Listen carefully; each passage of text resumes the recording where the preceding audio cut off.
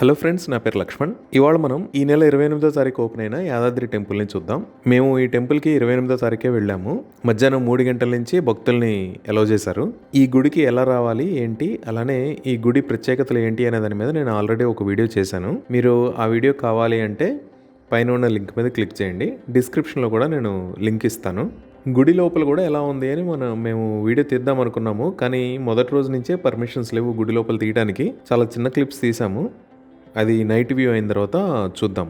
దీనికి సంబంధించిన మిగతా వివరాలన్నీ నేను ఇంతకుముందు చేసిన వీడియోలో ఉన్నాయి. ఇప్పుడు విజువల్గా ఎలా ఉంది టెంపుల్ అనేది చూద్దాం.